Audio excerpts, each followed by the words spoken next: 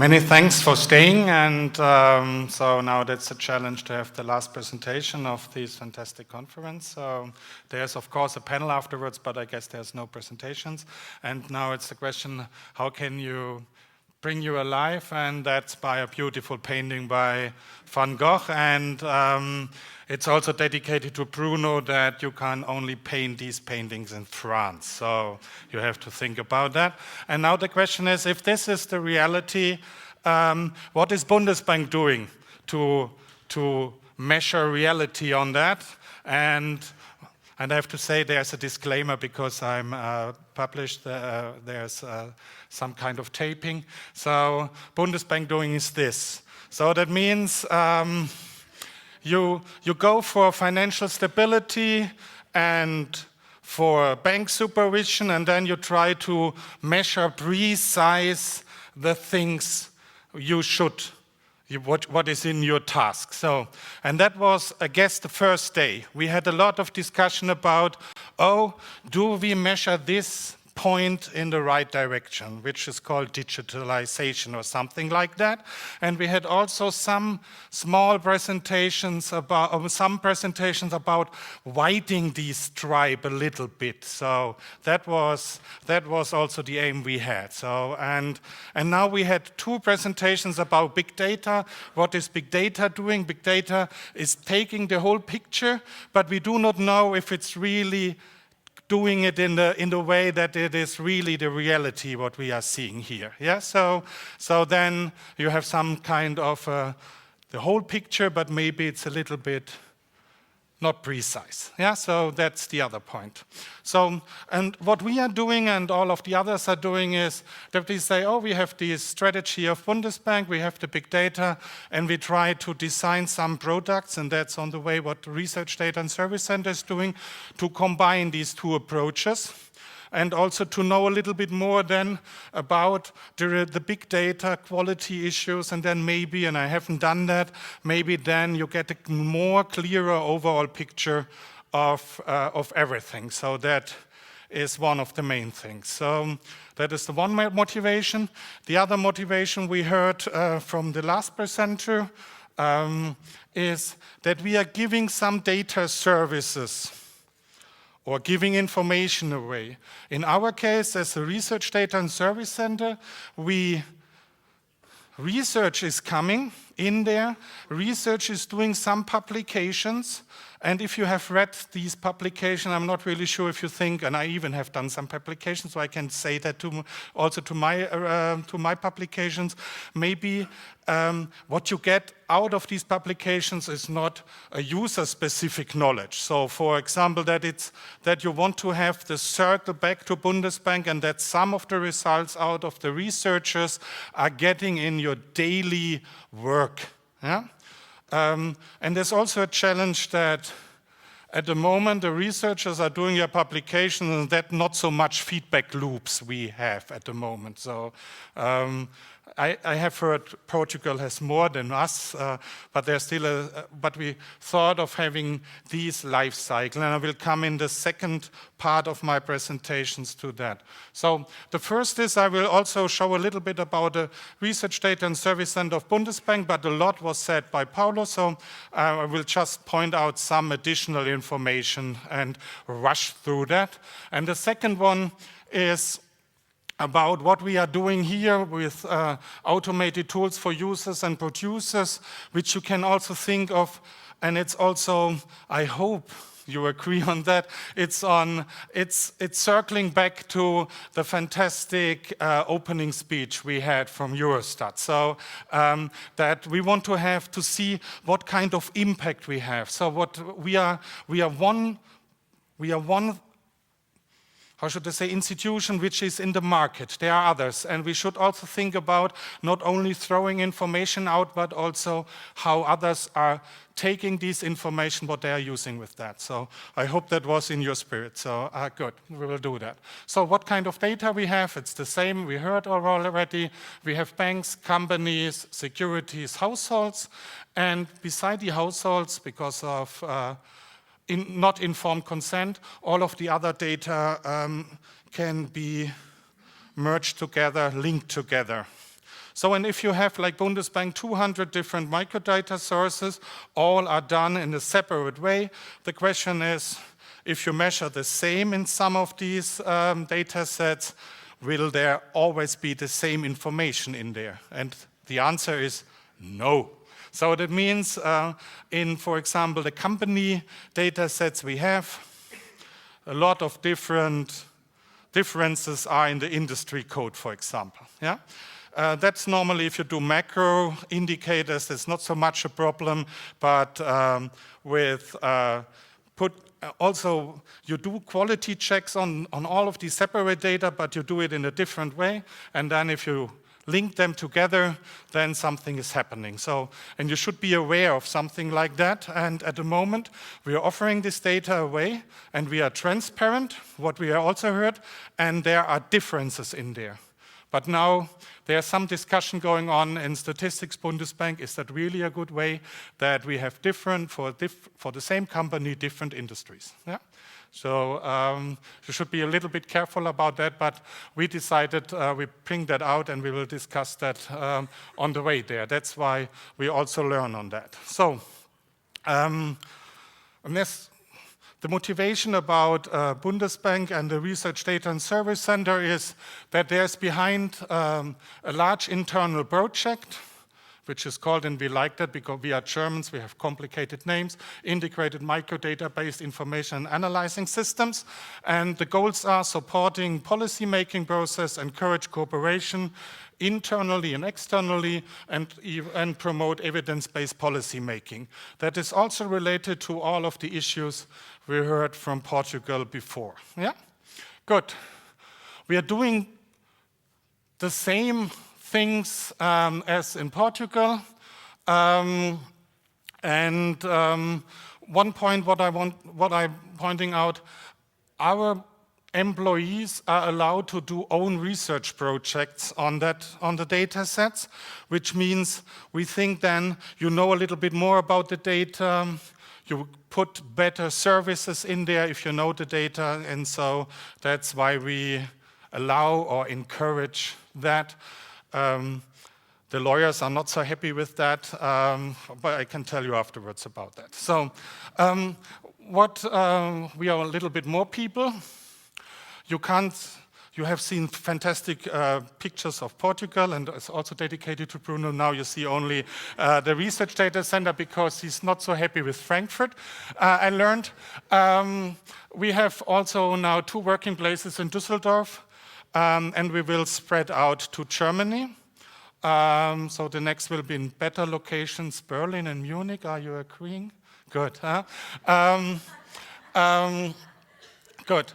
There's a lot of things going on, and so 2 things I want to point out. One is we had around 300 active projects, which is increasing, and for 2017 we have done the same work as we heard from Portugal. We have 160 different institutions are involved in these projects, and a lot is going on. And the other point, and that's related to my first comment, at the moment 2.68 different data sets on average a project wants to have.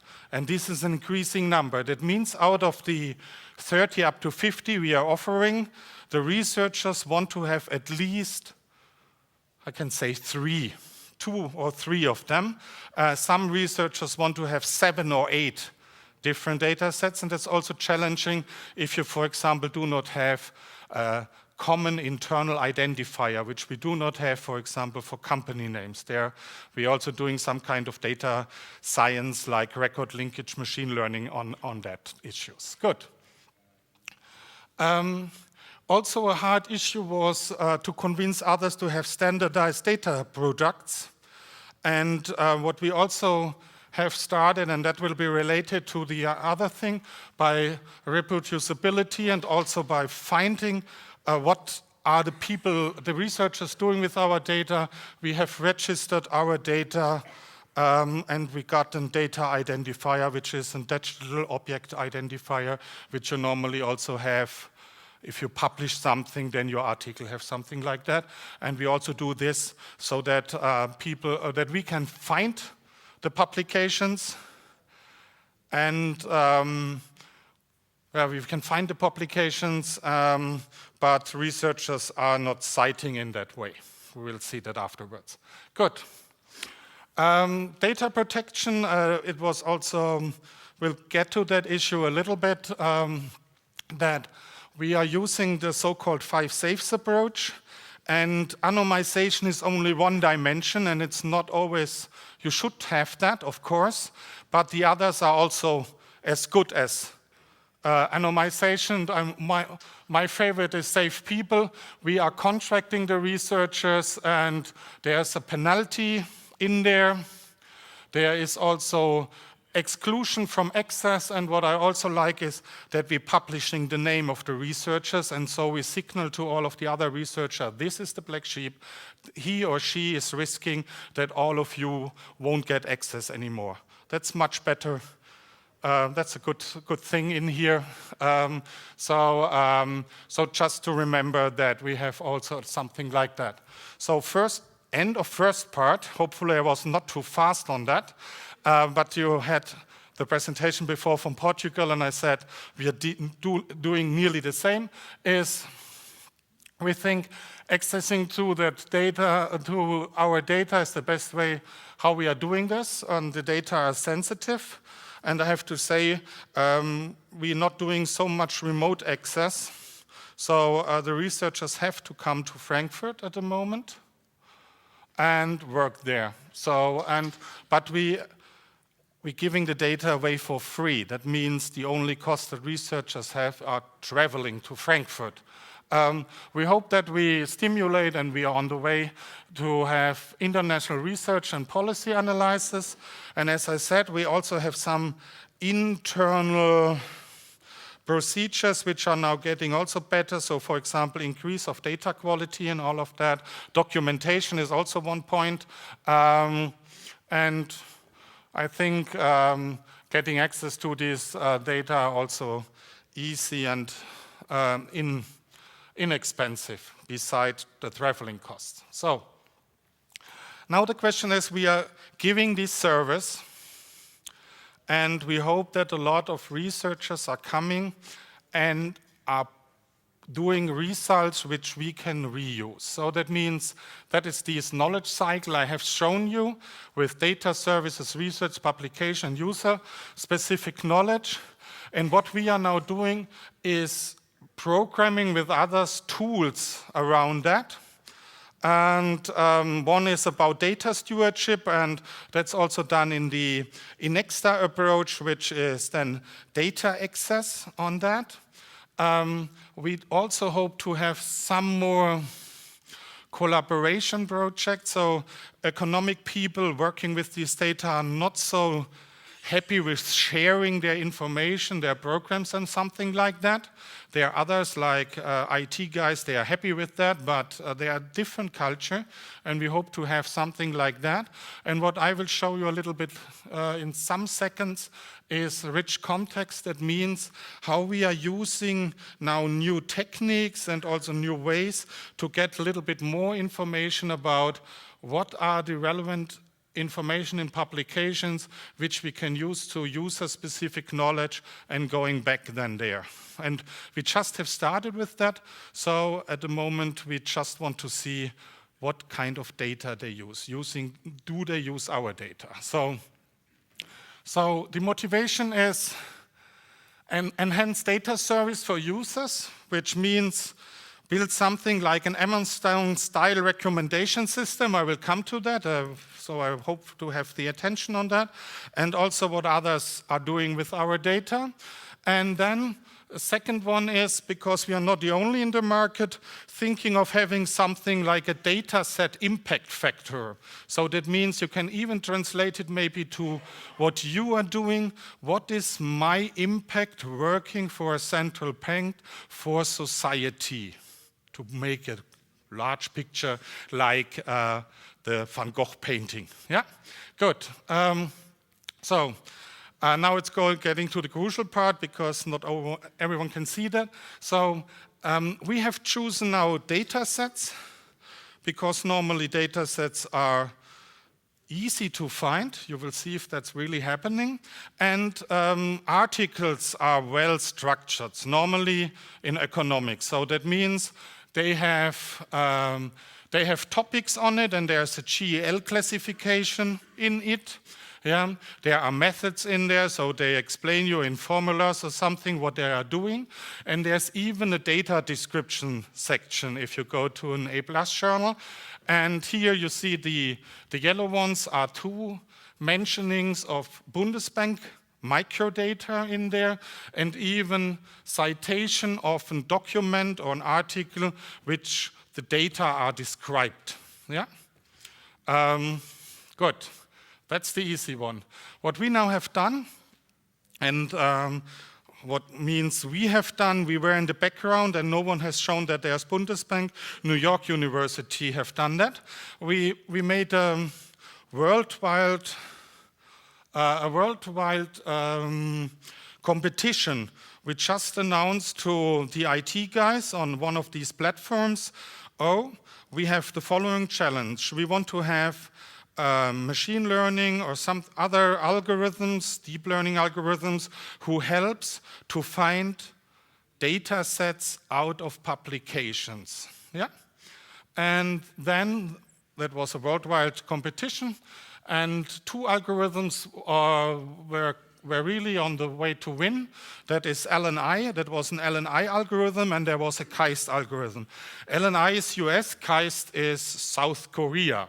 So to see that there was a worldwide. Third was German, and we're also working with that. And the experience we had is, and I will come to that in a minute, in the next slide, that LNI, the first algorithm, was good in finding what it's trained on. And KAIST was one who finds unknown data sets, so it learns by itself, but it was very noisy. So that means here you see 5 publications, and one, the panel on household finance, we discussed yesterday at the dinner. So both algorithms has found this data set. The LNI was really because he knows that this data, and he should have found that. And they also find a panel study of income dynamics. For the other 3 presentations, the LNI didn't found something, but the KAIST algorithm found something. But as I said, he's really also noisy. He also found, so for example, that the BIS papers or the OECD indicators is a microdata set, which is not. Yeah? So that means at the moment we are now working with a combination of these 2 algorithms. The one is good by finding something, that's the KAIST. And you just have, then you do not have to read the whole paper. You just can take then to see what words he has found, this algorithm has found, and then you go to that. Then you search them, and then you put it into the other algorithm, and then you find a little bit more precise about that. So I hope that's what we are doing. What you will get out of these is that, and we had yesterday also a fantastic presentation about network analysis, you get a network out of that, because researchers are not always using one data set, they're using 2 or 3, and even different Bundesbank internally or others. And then you will get something like a network here, which data set is used to which together. And even if you do it combining in an indirect way, that you also say, what papers researchers are citing and what researchers are using, which kind of data they use in these papers, you have also an indirect measure. So that means not only what the researchers are using, but also the papers they cite and what data set they use. Yeah? We have to do that because researchers pretending a little bit different than we as Amazon users, which means if you go to Amazon, you buy. As a researcher, you work with one data set, with the same data set, then you change a little bit, it's a different behavior. Yeah? And I buy something daily, researcher needs months for one paper. So that's why we made this indirect thing. And what we want to have here is that researchers should see, if they're working on one topic, what others have used, which kind of data set, or what publications related to their data set were done. Yeah? And even similar data, which means, oh, there's the German data, and I'm not aware about the Portugal data set or the Chile data set, which is related to that. And you can combine that also with these kind of topics. Yeah. What we then have done, after we have established all of that, is that we even can see, and that these are 3 Bundesbank data sets, in what field they are used. This is a GEL classification, and you can say, oh, that's finance. I would say this more pink one. You can even see, oh, where are the data sets used? And if you turn it a little way in the other way around, you can even look then, if you find all of the data sets in all publications, you can use that and can see, oh, what is the impact of my data, of a Bundesbank data related to all other data which are in the same field. Yeah? So, but at the moment, the data set impact factor is at the beginning, and at the moment, we have just realized the first 2 things. More publication using data sets are better, and the broader usage is better. We do not care about the quality of the paper. For example, you can also wait and say, oh, my data set is used for an A+ journal, for example, American Economic Review, and that's much more than for the German Economic Review or something. Yeah, you have to think about that.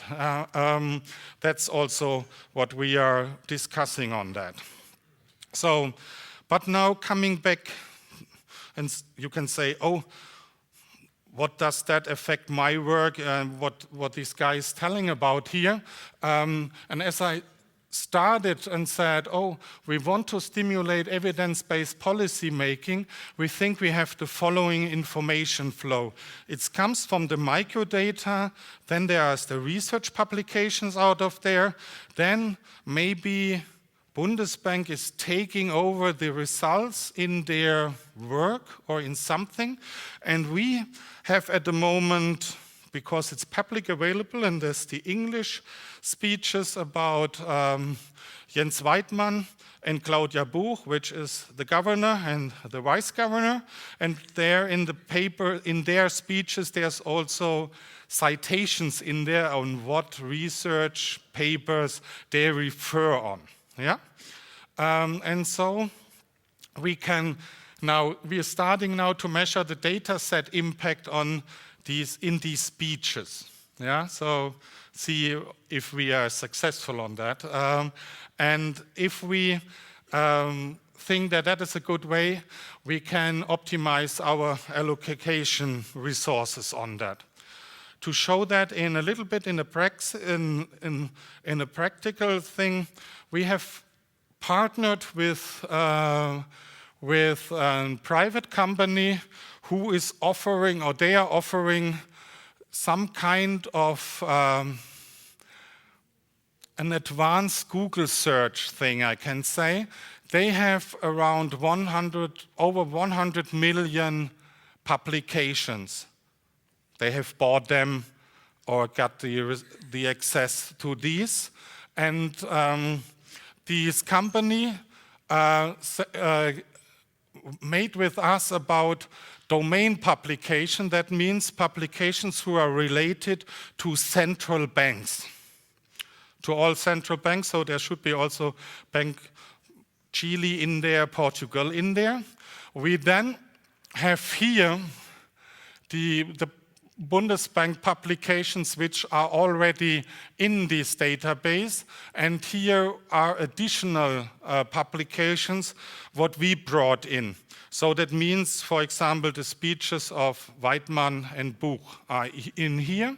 And what is now have done is we put in data sets, and now you can search all of the universe about the data sets and about the relations of that. So that means you can then see, one of the Bundesbank data are used by this paper here, this is the abstract, and you also can see this paper is cited 6 times, and there are different other things. And even they also they have also blocks in and others, so that means you can even go a little bit more outside the research dimension. So that's where we're heading on. So what we did, we hope that we close the gap between publications and data services with these kind of approaches. We hope to build up a recommendation system that we give the researchers also recommendation which kind of data set they can use. We also sort of having something like a data set impact factor and a user interface which is used internally. That is what I have showed you. Of course, we want to improve that. That's what's next. So coming to Inexta means these and other activities, what Paulo told you, are done in an international network where we are happy to have Chile in there. And for example, there are activities in the next weeks. For example, what I mentioned, these Inexta Data Access Working Group, which are doing something on that. So summing up in general, the developments for these Research Data and Service Center and of course of Inexta, they were fast but incremental. That means there was a hard way to build trust. Then we have the growing of data complexity, as Paulo told, and there's also learning process on all of these sites. We need new skills for the researchers and for us as data producers in these, as I have showed you what we are doing now. We need more engagement of the researchers. Of course, efficiency, which means to manage the projects in a better way. And of course, because we all started now, we have a great chance to harmonize and also to do it in an international way. And so to get this knowledge cycle up into the next level. So that means putting better services goes to better data and then to better publications. So that's a little bit of the idea behind that. And I'm finished. Thank you.